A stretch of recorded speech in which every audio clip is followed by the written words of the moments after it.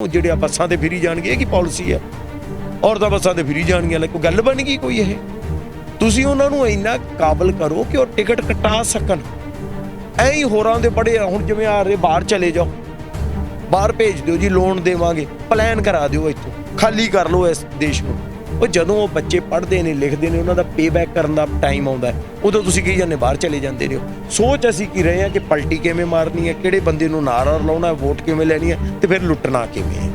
ਅਸੀਂ ਇਸ ਮਾਨਸਿਕਤਾ ਨੂੰ ਬਦਲਣਾ ਚਾਹੁੰਦੇ ਹਾਂ, ਔਰ ਮਾਨਸਿਕਤਾ ਬਦਲੂਗੀ ਜਦੋਂ ਏਜੰਡਾ ਸਾਹਮਣੇ ਲੈ ਕੇ ਆਉਂਗੇ ਕਿ ਇਸ ਏਜੰਡੇ ਤੇ ਗੱਲ ਕਰਦੇ ਤਾਂ ਸੁਣ, ਨਹੀਂ ਤੈਨੂੰ ਭਜਾ ਇੱਥੋਂ। ਜੇ ਉਹ ਆਪ ਨਹੀਂ ਕਰ ਸਕਦਾ ਤਾਂ ਸਾਡਾ ਸੁਣ ਲੈ, ਤੇ ਜੇ ਸਾਡਾ ਵੀ ਨਹੀਂ ਸੁਣਨਾ ਤਾਂ ਬਨ ਗੱਡੀ ਇੱਥੋਂ। ਏਜੰਡਿਆਂ ਤੇ ਵੋਟ ਪਾਓ, ਮੁੱਦਿਆਂ ਤੇ। ਲੋਕਾਂ ਨੂੰ ਬਦਲਣ ਨਾਲ, ਬੰਦੇ ਬਦਲਣ ਨਾਲ ਨਹੀਂ ਕੁਛ ਹੁੰਦਾ, ਏਜੰਡੇ ਬਦਲਣ ਨਾਲ ਕੁਛ ਹੁੰਦਾ ਹੈ, ਪਾਲਿਸੀਆਂ ਬਦਲਣ ਨਾਲ ਹੁੰਦਾ ਹੈ। ਤੁਹਾਡੀ ਐਜੂਕੇਸ਼ਨ ਬੈਟਰ ਕਿਵੇਂ ਹੋਊਗੀ, ਇਹ ਰੋਡ ਮੈਪ ਮੰਗੋ। ਸਾਰੇ ਸਰਕਾਰੀ ਸਕੂਲਾਂ ਕਾਲਜਾਂ ਦਾ ਸੱਤਿਆਨਾਸ਼ ਹੋਇਆ ਪਿਆ, ਪ੍ਰਾਈਵੇਟ ਐਜੂਕੇਸ਼ਨ ਚੱਲ ਰਹੀ ਹੈ। ਕੋਈ ਪਤਾ ਹੈ, ਕੋਈ ਵਿਜ਼ਨ ਹੈ ਉਹਦੇ ਬਾਰੇ? ਨਹੀਂ ਹੈ। ਇਨਵਾਇਰਨਮੈਂਟ ਬਾਰੇ ਕੋਈ ਵਿਜ਼ਨ ਹੈ? ਨਹੀਂ ਹੈ। ਸਪੋਰਟਸ ਬਾਰੇ ਕੋਈ ਵਿਜ਼ਨ ਹੈ? ਨਹੀਂ ਹੈ। ਜੋ ਸੀਓ ਵੀ ਖਰਾਬ ਹੋ ਗਿਆ ਹੈ, ਕਾਹਦੇ ਤੇ ਵਿਜ਼ਨ? ਚਲਾਕੀਆਂ ਕਿਵੇਂ ਕਰਨੀਆਂ, ਇਧਰੋਂ ਇੱਧਰ ਕਿਵੇਂ ਭੱਜਣਾ, ਆਹ ਵਿਜ਼ਨ ਹੈ। ਕਿਉਂਕਿ ਸਿਆਸਤਦਾਨ ਤਾਂ ਕਹਿ ਰਿਹਾ ਬੱਸਾਂ ਦਾ ਸਫ਼ਰ ਫ੍ਰੀ ਹੈ, 1000 ਰੁਪਏ ਅਕਾਊਂਟ 'ਚ ਆ ਜਾਏਗਾ। ਤੁਸੀਂ ਫਿਰ ਕੀ ਪ੍ਰੈਸ਼ਰ ਕਿਤੇ ਦਿੱਤਾ? ਪੜੋ, ਉਹਦੇ 'ਚ ਲਿਖਿਆ ਬੱਸਾਂ ਦਾ ਫ੍ਰੀ ਵੀ ਨਾਲ ਥੋੜੀ ਕੁਛ ਹੋ ਜਾਣਾ। 1000 ਰੁਪਇਆ ਦੇਤਾ, ਬੱਸਾਂ ਦਾ ਸਫ਼ਰ ਫ੍ਰੀ ਕਰਤਾ, ਇਹਦੇ ਨਾਲ ਥੋੜੀ ਕੁਛ ਹੋ ਜਾਣਾ। ਕੀ ਹੋ ਜੂ ਇਹਦੇ ਨਾਲ? ਇਹ ਤਾਂ ਇੱਕ ਤਰ੍ਹਾਂ ਨਾਲ ਜਿਵੇਂ ਵੋਟ ਲਈ ਤੁਸੀਂ ਪੈਸੇ ਦੇ ਦਿੰਦੇ ਕਿਸੇ ਨੂੰ, ਇਹ ਕੀ? ਇਹ ਤਾਂ ਉਹੀ ਗੱਲ ਹੋ ਗਈ। ਉਹਦੇ ਨਾਲ ਬਦਲ ਗਿਆ ਪੰਜਾਬ। ਕਿੰਨਾ ਖਰਚਾ ਹੈ? 1,65,000 ਕਰੋੜ। ਕਮਾਈ ਕਿੰਨੀ ਹੈ? 95,000 ਕਰੋੜ। ਕਰਜ਼ਾ ਕਿੰਨਾ ਹੈ? 3 ਲੱਖ ਕਰੋੜ। ਮਤਲਬ ਬੰਦਾ ਜੇ ਸੋਚੇ ਤਾਂ ਬੰਦਾ ਡਿੱਗ ਵੀ ਪਵੇ, ਮਾਰੀ ਜਾਵੇ ਕਿ ਯਾਰ ਮੈਂ ਬਾਹਰ ਕਿਵੇਂ ਨਿਕਲੂੰਗਾ, ਸੋ ਰੈਵਨਿਊ ਕਿਵੇਂ ਵਧੂਗਾ। ਭਾਈ ਕਿਸੇ ਨਾ ਕਿਸੇ ਪਾਰਟੀ ਨੇ ਸੱਤਾ ਵਿੱਚ ਆ ਜਾਣਾ, ਫਿਰ ਤੁਹਾਨੂੰ ਲੱਗਦਾ ਵੀ ਕੋਈ ਵੀ ਸਿਆਸੀ ਪਾਰਟੀ ਇਹੋ ਜਿਹੀ ਹੈਗੀ ਹੈ ਜੋ ਮੁੱਦੇ ਲੈ ਕੇ ਸਾਹਮਣੇ ਜਾ ਰਹੀ ਹੈ? ਸੱਤਾ ਵਿੱਚ ਕੋਈ ਨਾ ਕੋਈ ਸਿਆਸੀ ਪਾਰਟੀ ਤਾਂ ਆ ਜਾਊਗੀ 2022 'ਚ। ਜਾ ਰਹੇ ਹੁੰਦੇ ਤਾਂ ਸਾਨੂੰ ਕਿਉਂ ਆਉਣਾ ਪੈਂਦਾ? ਉਹ ਨਾਅਰੇ ਦੇ ਰਹੇ ਨੇ, ਜਿਹੜੀ ਤੁਸੀਂ ਵੀ ਗੱਲ ਕੀਤੀ, ਨਾਅਰੇ ਹਮੇਸ਼ਾ ਧੋਖਾ ਹੁੰਦਾ ਹੈ। ਨਾਅਰਿਆਂ ਪਿੱਛੇ ਨਹੀਂ ਜਾਣਾ, ਪਾਲਿਸੀ ਦੇ ਪਿੱਛੇ ਜਾਓ। ਜੇ ਕੋਈ ਵਧੀਆ ਲੈ ਕੇ ਆ ਰਿਹਾ, ਅਸੀਂ ਕਿਹਾ, ਅਸੀਂ ਕੋਈ ਹਰਫੇ ਆਖਰ ਨਹੀਂ ਲਿਖ ਲਿਆ, ਲਾਸਟ ਵਰਡ ਲਿਖ ਕੇ ਨਹੀਂ ਲੈ ਆਏ ਆ। ਤੁਸੀਂ ਇਸ ਤੋਂ ਬੈਟਰ ਲਿਖ ਕੇ ਆਓ, ਅਸੀਂ ਸਹਿਮਤ ਹੋ ਜਾਾਂਗੇ ਤੁਹਾਡੇ ਨਾਲ। ਲੋਕ ਸਵਾਲ ਤਾਂ ਕਰਦੇ ਨੇ, ਮੈਂ ਜਿਵੇਂ ਜ਼ਿਕਰ ਕੀਤਾ ਵੀ ਸਵਾਲ ਲੋਕ ਕਰਦੇ ਨੇ, ਪੁੱਛਣਾ ਕੀ ਹੈ ਤੁਸੀਂ ਦੋਗੇ? ਜੇ ਤੁਸੀਂ ਕੋਈ 2-4 ਮੁੱਦੇ ਤੁਸੀਂ ਰੱਖ ਸਕਦੇ ਹੋ ਲੋਕਾਂ ਸਾਹਮਣੇ, ਵੀ ਲੋਕਾਂ ਨੇ ਪੁੱਛਣਾ ਕੀ? ਪੈਸੇ ਦੇਣ ਨਾਲ ਕਿਵੇਂ? ਕਿ ਹੁਣ ਬੀਬਾ ਹਰਸਿਮਰਤ ਕੌਰ ਨੂੰ ਵੀ ਤੁਸੀਂ 1000 ਰੁਪਇਆ ਦਿਓਗੇ, ਜਾਂ ਕਿਸੇ ਵੈਲ ਆਫ ਹੋਰ ਕਿਸੇ ਨੂੰ ਵੀ ਤੁਸੀਂ 1000 ਰੁਪਇਆ ਦਿਓਗੇ? ਇਹ ਕੀ ਪਾਲਿਸੀ ਹੋਈ? ਚੱਲ ਜੂਗਾ 1000 ਰੁਪਏ ਨਾਲ? ਮੈਂ ਉਹੀ ਤਾਂ ਕਹਿ ਰਿਹਾ ਕਿ ਪਾਲਿਸੀ ਤੁਸੀਂ ਉਸ ਔਰਤ ਨੂੰ ਬਲਕਿ ਪੜਾਉਣ 'ਚ ਉਹਦੀ ਐਜੂਕੇਸ਼ਨ ਬੈਟਰ ਕਰੋ। ਐਜੂਕੇਸ਼ਨ ਬੈਟਰ ਹੋਊਗੀ ਤਾਂ ਉਹ ਕਿਸੇ ਜੌਬ ਨੂੰ ਕਰ ਪਾਊਗੀ, ਉਹਦੀ ਤਨਖਾਹ 10,000 ਹੋਊਗੀ, ਤੂੰ 10 ਗੁਣਾ ਕਮਾਊਗੀ, ਤੁਹਾਨੂੰ 1000 ਵੀ ਨਹੀਂ ਚਾਹੀਦਾ ਉਹਨੂੰ। ਸਭ ਦੇ ਅਲੱਗ-ਅਲੱਗ ਤਰਕ ਹੁੰਦੇ ਨੇ। ਕੋਈ ਕਹਿੰਦਾ ਵੀ ਸਿਸਟਮ ਦੇ ਵਿੱਚ ਜਾ ਕੇ ਸਿਸਟਮ ਨੂੰ ਬਦਲਿਆ ਜਾ ਸਕਦਾ ਹੈ। ਕਿ ਤੁਸੀਂ ਮੰਨਦੇ ਹੋ ਵੀ ਸਿਸਟਮ ਦੇ ਵਿੱਚ ਜਾ ਕੇ ਬਦਲਣਾ ਪੈਣਾ ਹੈ, ਜਾਂ ਉਸੇ ਸਿਸਟਮ ਦੇ ਬਾਹਰ ਰਹਿ ਕੇ ਬਦਲਿਆ ਜਾ ਸਕਦਾ? ਦੋਨੇ ਤਰੀਕੇ ਨਾਲ ਹੋ ਸਕਦਾ ਹੈ, ਇਹ 'ਚ ਕੋਈ ਮਸਲਾ ਨਹੀਂ। ਦੋਨੇ ਤਰੀਕੇ ਨਾਲ ਤੁਹਾਡੀ ਨੀਅਤ ਤਾਂ ਸਾਫ਼ ਹੋਵੇ ਔਰ ਤੁਹਾਡਾ ਵਿਜ਼ਨ ਹੋਵੇ। ਪ੍ਰੋਬਲਮ ਇਹ ਹੈ ਕਿ ਦੋਨੇ ਥਾਈਂ ਜੇ ਵਿਜ਼ਨ ਤੋਂ ਬਿਨਾਂ ਆਉਂਗੇ, ਉਹਦਾ ਨਾਲ ਸੱਤਿਆਨਾਸ਼ ਹੋਊਗਾ, ਔਰ ਹੋਇਆ ਹੈ ਬਹੁਤ ਵਾਰੀ, ਹੁਣ ਵੀ ਹੋਣ ਦੀਆਂ ਤਿਆਰੀਆਂ 'ਚ ਨੇ। ਵਿਜ਼ਨ ਨਾਲ ਤਾਂ ਆਵੋ, ਇੱਕ ਪਾਲਿਸੀ ਤਾਂ ਲੈ ਕੇ ਆਓ। ਮੈਨੂੰ ਤੁਸੀਂ ਦੱਸ ਦਿਓ, ਬੜੇ ਬੰਦੇ ਨਾਅਰੇ ਲਾਈ ਜਾਂਦੇ ਨੇ, ਤੁਸੀਂ ਵੀ ਸੁਣੇ ਹੋਣੇ, ਕੀ ਪਾਲਿਸੀ ਹੈ? ਕੀ ਪਾਲਿਸੀ? 1000 ਰੁਪਇਆ ਦੇ ਦਿਆਂਗੇ। ਬੜੀ ਸਮਝਦਾਰ ਆਦਮੀ ਸੀ, ਉਹਨਾਂ ਨੇ ਕਿਹਾ ਕਿ 1000 ਰੁਪਇਆ ਦੇ ਦਿਆਂਗੇ। ਇਹ ਕੀ ਪਾਲਿਸੀ ਹੈ?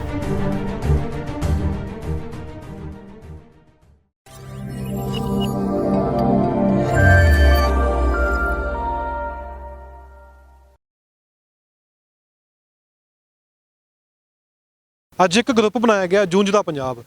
ਪੰਜਾਬ ਦੀਆਂ ਸਮੱਸਿਆਵਾਂ ਬਹੁਤ ਨੇ। ਜਦੋਂ ਵੀ ਕੋਈ ਲੀਡਰ ਆਉਂਦਾ, ਲੀਡਰ ਤੁਹਾਨੂੰ ਫ੍ਰੀ ਦੇ ਦਾਅਵੇ ਕਰਦਾ, ਫ੍ਰੀ ਦੇ ਦਾਅਵੇ ਕਰਕੇ ਤੁਹਾਡੇ ਕੋਲ ਵੋਟਾਂ ਲੈ ਲੈਂਦਾ। ਕੀ ਕਦੀ ਤੁਸੀਂ ਸੋਚਿਆ ਪੰਜਾਬ ਦੀਆਂ ਸਮੱਸਿਆਵਾਂ ਕੀ ਨੇ? ਪੰਜਾਬ ਦੇ ਸਿਰ 3 ਲੱਖ ਕਰੋੜ ਕਰਜ਼ਾ, 25,000 ਕਰੋੜ ਵਿਆਜ ਜਾਂਦੀ ਸਾਲਾਨਾ। ਮੁੱਦੇ ਬਹੁਤ ਨੇ ਪੰਜਾਬ ਦੇ ਵਿੱਚ, ਪਰ ਸਿਆਸੀ ਪਾਰਟੀਆਂ ਕੀ ਮੁੱਦਿਆਂ ਦੇ ਉੱਤੇ ਆ ਕੇ ਗੱਲ ਕਰਦੀਆਂ ਨੇ?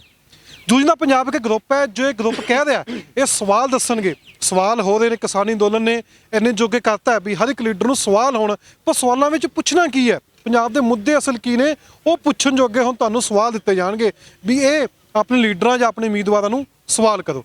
ਸਾਡੇ ਅਮਿਤ ਮਾਨ ਨੇ, ਆਪਾਂ ਇਹਨਾਂ ਨਾਲ ਗੱਲਬਾਤ ਕਰਾਂਗੇ, ਸ਼ੁਰੂਆਤ ਕਰਾਂਗੇ ਇਹ ਪ੍ਰੈਕਟੀਕਲ ਕਿਵੇਂ ਹੋ ਸਕਦਾ, ਇਹ ਸਵਾਲ ਕਿਵੇਂ ਜਾਣਗੇ ਤੁਹਾਡੇ ਤੱਕ ਪਹੁੰਚਣਗੇ ਕਿਵੇਂ ਸਵਾਲ, ਤੁਸੀਂ ਜੋ ਉਮੀਦਵਾਰਾਂ ਨੂੰ ਸਵਾਲ ਕਰਨੇ ਨੇ।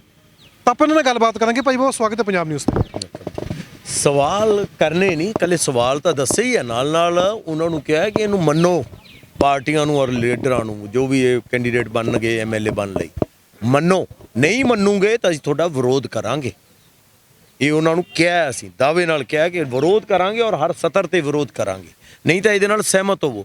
ਜਿਹੜਾ ਸਹਿਮਤ ਹੋਊਗਾ, ਉਹ ਸਹਿਮਤ ਹੋਣ ਦਾ ਇੱਕ ਤਰੀਕਾਕਾਰ ਹੈ, ਉਹਨੂੰ ਮੰਨ ਕੇ ਕਿ ਉਵੇਂ ਕਰ, ਫਿਰ ਅਸੀਂ ਤੇਰੀ ਮਦਦ ਵੀ ਕਰਾਂਗੇ। ਸੋ ਸਿਰਫ ਸਵਾਲ ਨਹੀਂ, ਉਹਨੂੰ ਮਜਬੂਰ ਵੀ ਕਰਾਂਗੇ ਕਿ ਇਸ ਏਜੰਡੇ ਨੂੰ ਮੰਨ, ਕਿਉਂਕਿ ਪੰਜਾਬ ਲੋਕਾਂ ਦੇ ਬਦਲ ਨਾਲ ਜਾਂ ਪਾਰਟੀਆਂ ਦੇ ਬਦਲ ਨਾਲ ਨਹੀਂ ਬਦਲਣਾ, ਏਜੰਡਿਆਂ ਦੇ ਬਦਲ ਨਾਲ ਬਦਲਣਾ ਹੈ। ਇਸ ਲਈ ਇਹਨੂੰ ਬਦਲਣਾ ਹੈ ਤੇ ਇਹ ਕੰਮ ਕਰਨਾ ਪਊਗਾ।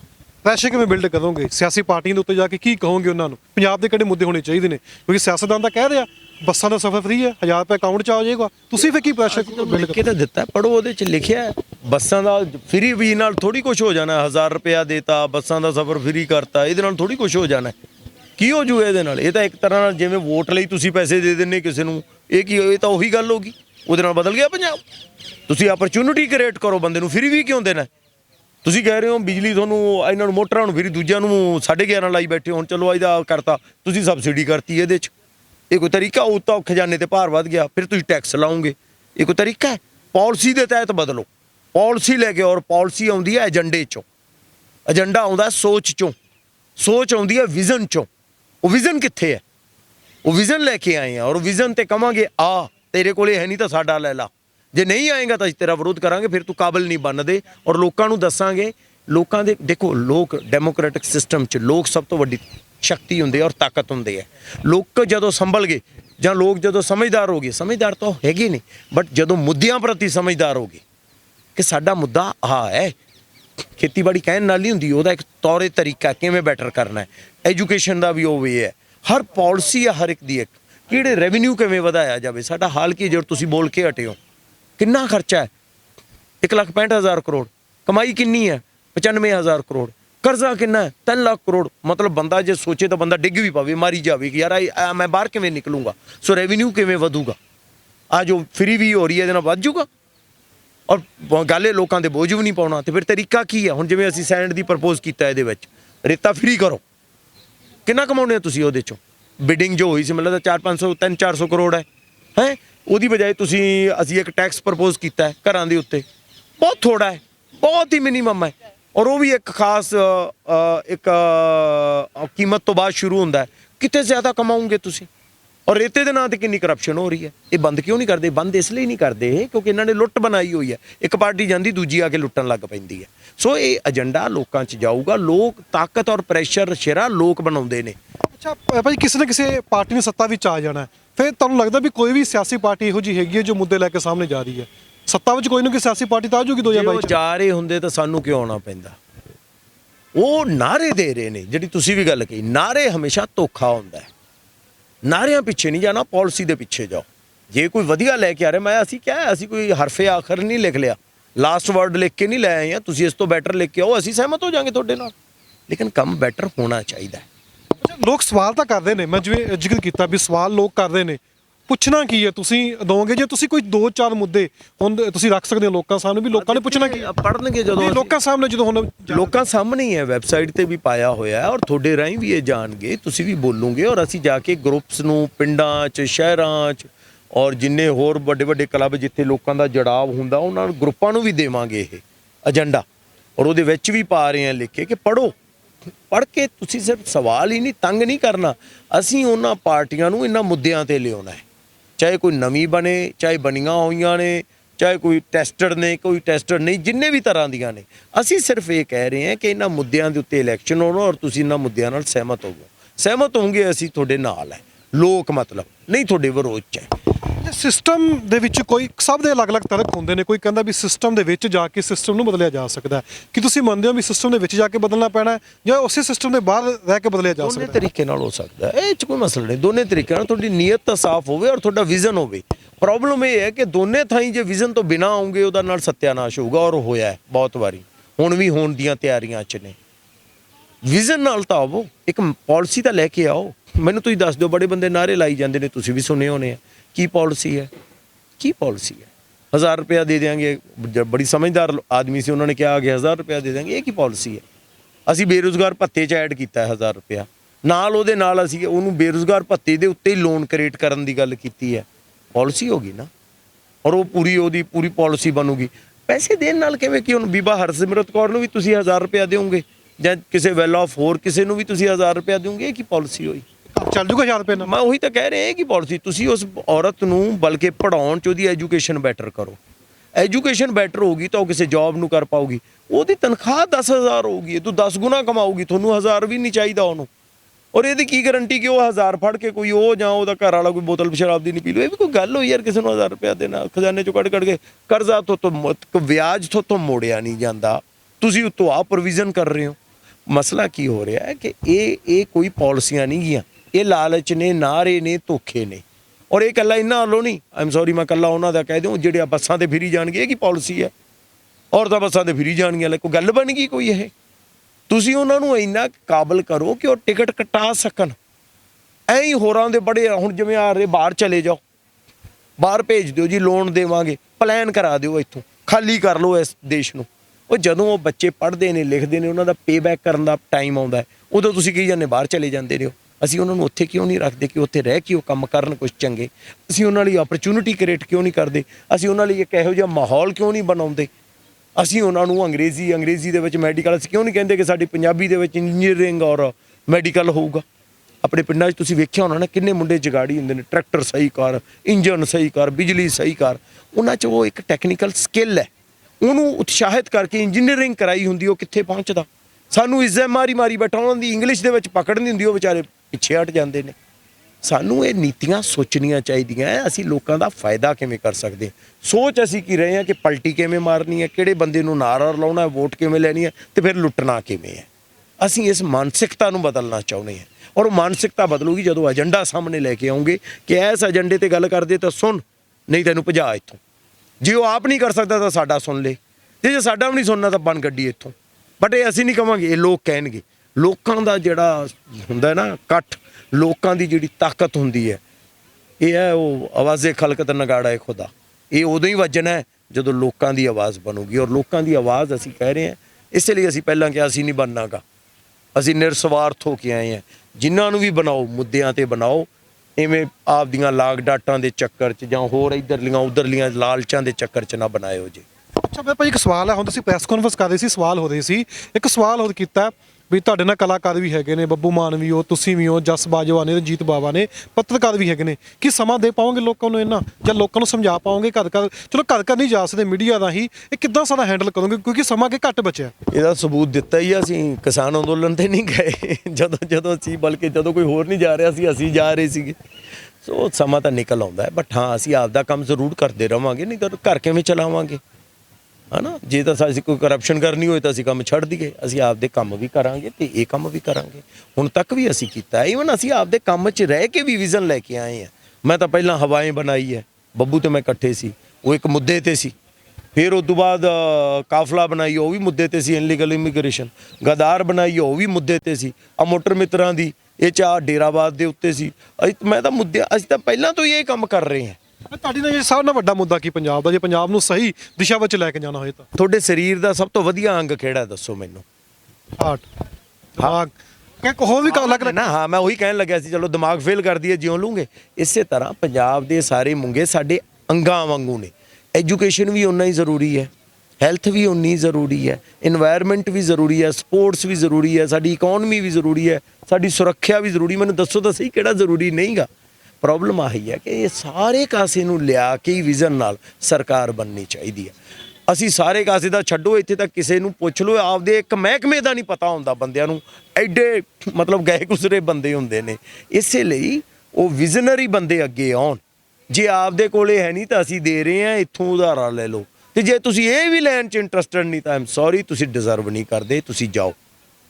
ਇੱਕ ਹੋਰ ਵੀ ਸਵਾਲ ਉੱਠਦਾ ਕਿ ਜਦੋਂ ਵੋਟ ਆਉਂਦੀ ਨੇ, ਲੋਕ ਕਹਿੰਦੇ ਨੇ ਵੀ ਜੋ ਮਿਲਦਾ ਉਹ ਲੈ ਲਓ, ਚਾਹੇ ਉਹਦੇ ਵਿੱਚ ਕੋਈ ਵੀ ਚੀਜ਼ ਹੈ, ਸ਼ਰਾਬ ਦੀ ਗੱਲ ਕਰ ਲਈਏ, ਪੈਸੇ ਦੀ, ਨਸ਼ੇ ਦੀ ਵੀ ਚੀਜ਼ ਚੱਲਦੀ ਹੈ। ਫਿਰ ਲੋਕਾਂ ਨੂੰ ਵੀ ਕੋਈ ਸਵਾਲ ਕਰੋਗੇ ਵੀ ਇਹ ਨਾ ਕਰੋ ਇੱਦਾਂ, ਕਿ ਸਾਰਾ ਉਧਰ ਹੀ ਪ੍ਰੈਸ਼ਰ ਪਾ ਕੇ ਰੱਖੋਗੇ? ਨਹੀਂ, ਇਹ ਵੀ ਸਮਾਜਿਕ ਗੱਲਾਂ ਵੀ ਆਉਣਗੀਆਂ। ਇੱਥੇ ਵੀ ਪੁੱਛਿਆ ਸੀ ਕਿਸੇ ਨੇ, ਸ਼੍ਰੋਮਣੀ ਕਮੇਟੀ ਨੂੰ ਲੈ ਕੇ ਵੀ ਪੁੱਛਿਆ ਸੀਗਾ। ਉਹ ਕਰਾਂਗੇ, ਸਾਰੇ ਕੰਮ ਕਰਾਂਗੇ।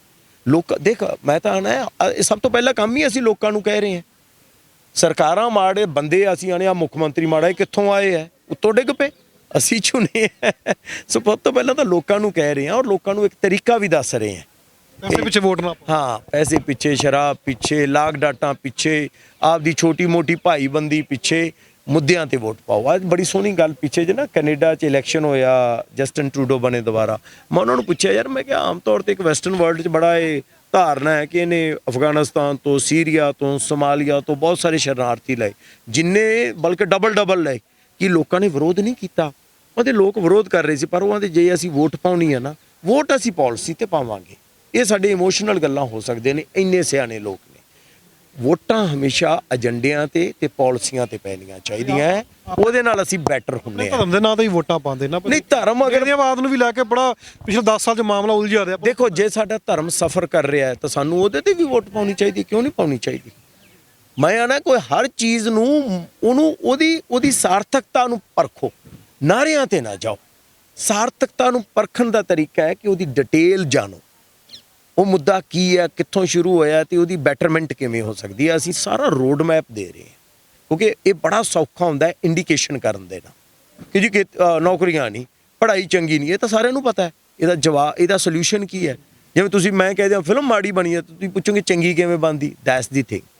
ਤਾਂ ਅਸੀਂ ਚੰਗਾ ਕਿਵੇਂ ਹੋ ਸਕਦਾ ਉਹ ਦੱਸ ਰਹੇ ਹਾਂ। ਅੱਛਾ, ਮੇਰਾ ਆਖਰੀ ਸਵਾਲ ਹੈ ਕਿ ਹੁਣ ਇੱਕ ਸਪੋਜ਼ ਕਰੋ ਇੱਕ ਐਮਐਲਏ ਹੈ, ਇੱਕ ਐਮਐਲਏ ਨੂੰ ਉਮੀਦ ਚੁਣ ਕੇ ਲੈ ਆਉਂਦਾ ਲੋਕਾਂ ਨੇ, ਜੇ ਉਹ ਐਮਐਲਏ 3 ਸਾਲ ਕੰਮ ਨਹੀਂ ਕਰਦਾ, ਕਿ ਉਹਨੂੰ ਵਾਪਸ ਬੁਲਾਇਆ ਜਾ ਸਕਦਾ? ਉਹ ਸਿਸਟਮ ਵੈਸੇ ਹੈ ਨਹੀਂ, ਕਈ ਦੇਸ਼ਾਂ ਵਿੱਚ ਕੀਤਾ ਹੋਇਆ, ਫਿਰ ਲੱਗਦਾ ਉਹ ਸਿਸਟਮ ਵੀ ਹੋਣਾ ਚਾਹੀਦਾ ਜਾਂ ਲੋਕ ਉਸ ਉੱਪਰ ਵੀ ਜਾਗਰੂਕ ਹੋਣ। ਦੇਖੋ, ਇਹ ਅਸੀਂ ਮੰਗ ਕਰ ਰਹੇ ਹਾਂ ਕਿ ਸਾਡੇ ਜਿਹੜੇ ਵੀ ਪ੍ਰਤੀਨਿਧੀ ਜਾਂ ਜਿਹੜੇ ਵੀ ਸਾਡੇ ਰਿਪਰੈਜ਼ੈਂਟੇਟਿਵ ਹੋਣ, ਉਹ ਪਾਰਲੀਮੈਂਟ 'ਚ ਜਾ ਕੇ ਰੌਲਾ ਪਾਉਣ ਕਿ ਜਿਹੜਾ ਲੀਗਲ ਦਸਤਾਵੇਜ਼ ਮੰਨਿਆ ਜਾਵੇ, ਜਿਹੜਾ ਤੁਹਾਡਾ ਮੈਨੀਫੈਸਟੋ ਹੁੰਦਾ ਹੈ, ਇਹ ਰੌਲਾ ਪਾਉਣ ਜਾ ਕੇ। ਔਰ ਅਸੀਂ ਸਰਕਾਰਾਂ ਨੂੰ ਵੀ ਕਹਿ ਰਹੇ ਹਾਂ, ਪੰਜਾਬ ਜਾਂ ਫਲਾਨੀ ਜਿਹੜੀ ਵੀ ਸਰਕਾਰ ਬਣੀ, ਉਹ ਵੀ ਜਾ ਕੇ ਇਹਦੇ ਲਈ ਉੱਤੇ ਕੰਮ ਕਰੇ। ਉਹ ਐਕਟ ਬਣਾਉਣਾ ਚਾਹੁੰਦਾ, ਇਲੈਕਸ਼ਨ ਕਮਿਸ਼ਨ ਨਹੀਂ, ਉਹ ਪਾਰਲੀਮੈਂਟ ਬਣਾ ਸਕਦੀ ਹੈ। ਸੋ ਇਹਦਾ ਪ੍ਰੈਸ਼ਰ ਕ੍ਰੀਏਟ ਕੀਤਾ। ਬਟ ਅਸੀਂ ਕੀ ਕਰ ਰਹੇ ਹਾਂ ਕਿ ਉਹ ਤਾਂ ਜਦੋਂ ਹੋਵੇ ਉਹਨਾਂ ਚਿਰ ਅਸੀਂ ਕੀ ਕਰੀਏ, ਆਪਾਂ ਛੱਡ ਤਾਂ ਨਹੀਂ ਸਕਦੇ। ਸੋ ਅਸੀਂ ਇੱਕ ਆਪ ਦਾ ਮੈਕੈਨਿਜ਼ਮ ਦਿੱਤਾ ਹੈ, ਉਹਦੇ 'ਚ ਫੈਸਲਾ ਅਦਾਲਤ ਨਾਲੋਂ ਜ਼ਿਆਦਾ ਲੋਕਾਂ ਦੀ ਅਦਾਲਤ ਕਰੂਗੀ, ਮੋਰੈਲਿਟੀ ਕਰੂਗੀ, ਕਿ ਜਦੋਂ ਸਾਨੂੰ ਲਿਖ ਕੇ ਦੇਣਗੇ ਆਪਦਾ ਐਫੀਡੇਵਿਟ ਕਿ ਅਸੀਂ ਤੁਹਾਡੇ ਏਜੰਡੇ ਨੂੰ ਲਾਗੂ ਕਰਾਵਾਂਗੇ, ਤੇ ਇੰਨੇ ਸਮੇਂ ਤੱਕ ਅਗਰ ਕੁਝ ਵੀ ਨਾ ਕਰਾ ਪਾਏ ਤਾਂ ਸਾਨੂੰ ਐਂ ਕਰਕੇ ਅਸੀਂ ਅਸਤੀਫਾ ਦੇ ਦਿਆਂਗੇ। ਜਦੋਂ ਇੰਨੇ ਲੋਕਾਂ ਨੇ ਕਹਿਤਾ ਕਿ ਗ੍ਰਾਮ ਸਭਾਵਾਂ ਤੇ ਨਗਰ ਸਭਾਵਾਂ ਮੋਰ ਦੈਨ 66% 2 ਸਾਲਾਂ 'ਚ ਮਤਾ ਪਾਸ ਕਰ ਦੇਣਗੀਆਂ ਤਾਂ ਅਸੀਂ ਅਸਤੀਫਾ ਦੇਵਾਂਗੇ। ਇਹ ਉਹ ਲਿਖ ਕੇ ਦੇਣਗੇ ਸਾਨੂੰ। ਜੇ ਇਸ ਤੋਂ ਮੁਕਰਨਗੇ ਤਾਂ ਲੋਕਾਂ ਨੂੰ ਵਿਖਾਵਾਂਗੇ, ਦੱਸਾਂਗੇ। ਅੱਜ ਕੱਲ੍ਹ ਹਾਲ ਬੁਰਾ ਨਹੀਂ ਹੈ, ਤੁਹਾਡੇ ਕੈਮਰੇ ਕਾਹਦੇ ਵਾਸਤੇ? ਇੱਕ ਬੋਲੀ ਗੱਲ ਸਾਹਮਣੇ ਰੱਖ ਦਿੰਦੇ ਹੋ ਨਾ, ਤੇ ਉਦੋਂ ਵੀ ਰੱਖਾਂਗੇ ਸਾਹਮਣੇ, ਭੱਜ ਕੇ ਵਿਖਾਉਣ, ਫਿਰ ਪਿੰਡਾਂ 'ਚ ਵੜ ਕੇ ਵਿਖਾਉਣ, ਔਰ ਫਿਰ ਇੱਕ ਅਜਿਹਾ ਸਮਾਜਿਕ ਬਾਈਕਾਟ ਹੋਊਗਾ, ਸਦਾ ਲਈ ਖਤਮ ਹੋ ਜਾਣਗੇ। ਤੁਸੀਂ ਅਖੀਰ ਵਿੱਚ ਲੋਕਾਂ ਨੂੰ ਕੀ ਕਹਿਣਾ ਚਾਹੁੰਦੇ ਹੋ ਵੀ ਵੋਟ ਕਿਸ ਮੁੱਦਿਆਂ ਦੇ ਪਾਣ? ਕਿ ਫ੍ਰੀ ਚੀਜ਼ਾਂ ਦੇਖਣ, ਬੱਸਾਂ ਦੇਖਣ, ਕੀ ਚੀਜ਼ਾਂ ਦੇ ਕੇ ਵੋਟ ਕਰਨੀ ਚਾਹੀਦੀ ਹੈ? ਪਹਿਲਾਂ ਤੋਂ ਕਰਦੇ ਆ ਰਹੇ ਨੇ। ਕੀ ਹੋਇਆ ਉਹਦੇ ਨਾਲ? ਕੁਝ ਨਹੀਂ ਹੋਇਆ, ਵਸਟ ਹੋ ਗਿਆ। ਅਗਲੀ ਇੱਕ ਖਰਾਬ ਸਰਕਾਰ ਬਣ ਗਈ, ਅਸੀਂ ਕਿਸੇ ਜੋਗੇ ਨਹੀਂ ਰਵਾਂਗੇ। ਏਜੰਡਿਆਂ ਤੇ ਵੋਟ ਪਾਓ, ਮੁੱਦਿਆਂ ਤੇ। ਲੋਕਾਂ ਨੂੰ ਬਦਲਣ ਨਾਲ, ਬੰਦੇ ਬਦਲਣ ਨਾਲ ਨਹੀਂ ਕੁਝ ਹੁੰਦਾ, ਏਜੰਡੇ ਬਦਲਣ ਨਾਲ ਕੁਝ ਹੁੰਦਾ ਹੈ, ਪਾਲਿਸੀਆਂ ਬਦਲਣ ਨਾਲ ਹੁੰਦਾ ਹੈ। ਤੁਹਾਡੀ ਐਜੂਕੇਸ਼ਨ ਬੈਟਰ ਕਿਵੇਂ ਹੋਊਗੀ, ਇਹ ਰੋਡ ਮੈਪ ਮੰਗੋ। ਸਾਰੇ ਸਰਕਾਰੀ ਸਕੂਲਾਂ ਕਾਲਜਾਂ ਦਾ ਸੱਤਿਆਨਾਸ਼ ਹੋਇਆ ਪਿਆ, ਪ੍ਰਾਈਵੇਟ ਐਜੂਕੇਸ਼ਨ ਚੱਲ ਰਹੀ ਹੈ। ਕੋਈ ਪਤਾ ਹੈ, ਕੋਈ ਵਿਜ਼ਨ ਹੈ ਉਹਦੇ ਬਾਰੇ? ਨਹੀਂ ਹੈ। ਇਨਵਾਇਰਨਮੈਂਟ ਬਾਰੇ ਕੋਈ ਵਿਜ਼ਨ ਹੈ? ਨਹੀਂ ਹੈ। ਸਪੋਰਟਸ ਬਾਰੇ ਕੋਈ ਵਿਜ਼ਨ ਹੈ? ਨਹੀਂ ਹੈ। ਜੋ ਸੀ ਉਹ ਵੀ ਖਰਾਬ ਹੋ ਗਿਆ ਹੈ। ਕਾਹਦੇ ਤੇ ਵਿਜ਼ਨ? ਚਲਾਕੀਆਂ ਕਿਵੇਂ ਕਰਨੀਆਂ, ਇਧਰੋਂ ਇੱਧਰ ਕਿਵੇਂ ਭੱਜਣਾ ਹੈ, ਆਹ ਵਿਜ਼ਨ ਹੈ। ਇਸ ਵਿਜ਼ਨ ਨੂੰ ਖਤਮ ਕਰੋ, ਏਜੰਡੇ ਤੇ ਵੋਟ ਪਾਓ, ਪਾਲਿਸੀ ਤੇ ਵੋਟ ਪਾਓ। ਅਸੀਂ ਤੁਹਾਨੂੰ ਦੇ ਰਹੇ ਹਾਂ। ਆ ਜੂਝਦਾ ਪੰਜਾਬ ਹੋਰ ਕੁਝ ਨਹੀਂ ਕਰ ਰਿਹਾ, ਏਜੰਡਾ ਦੇ ਰਹੇ ਹਾਂ। ਏਜੰਡਾ ਵੇਖੋ, ਤੁਸੀਂ ਇਹ 'ਚ ਕੁਝ ਐਡ ਕਰਨਾ ਚਾਹੁੰਦੇ ਹੋ, ਜੀ ਸਦਕੇ ਕਰੋ, ਵੈਲਕਮ ਫਰੋਮ ਆਵਰ ਸਾਈਡ। ਅਸੀਂ ਉਹਨੂੰ ਐਡ ਕਰਾਂਗੇ ਔਰ ਫਿਰ ਆਪਾਂ ਕੁਝ ਕਰ ਪਾਵਾਂਗੇ। ਤੇ ਸਾਰੀ ਗੱਲਬਾਤ ਸੁਣੀ ਹੈ। ਅੱਜ ਇੱਕ ਜੂਝਦਾ ਪੰਜਾਬ ਗਰੁੱਪ ਬਣਾਇਆ ਗਿਆ ਹੈ। ਗਰੁੱਪ ਦਾ ਮਕਸਦ ਹੈ ਕਿ ਪ੍ਰੈਸ਼ਰ ਬਿਲਡ ਕਰਨਾ ਹੈ, ਲੋਕਾਂ ਨੂੰ ਦੱਸਣੇ ਨੇ ਵੀ ਸਵਾਲ ਕਿਹੜੇ ਤੁਹਾਡੇ ਹੈਗੇ ਨੇ, ਤੁਸੀਂ ਕਿਹੜੇ ਸਵਾਲ ਕਰਨੇ ਨੇ। ਲੋਕ ਸਵਾਲ ਕਰਨ ਜੋਗੇ ਤਾਂ ਹੋ ਗਏ ਨੇ, ਪਰ ਸਵਾਲ ਕਰਨੇ ਕਿਹੜੇ ਨੇ, ਇਹ ਏਜੰਡਾ ਲੈ ਕੇ ਜਾਣਗੇ। ਤਾਂ ਦੇਖਾਂਗੇ 2022 ਦੇ ਵਿੱਚ ਇਹਨਾਂ ਦੇ ਏਜੰਡਿਆਂ ਨਾਲ, ਇਹਨਾਂ ਦੇ ਸਵਾਲ ਨਾਲ ਕੀ ਵਾਕਈ ਸਿਆਸਤ ਬਦਲੂਗੀ। ਹਰ ਇੱਕ ਵਿਅਕਤੀ ਸਵਾਲ ਤਾਂ ਕਰ ਰਿਹਾ, ਪਰ ਸਵਾਲ ਦਾ ਇੱਕ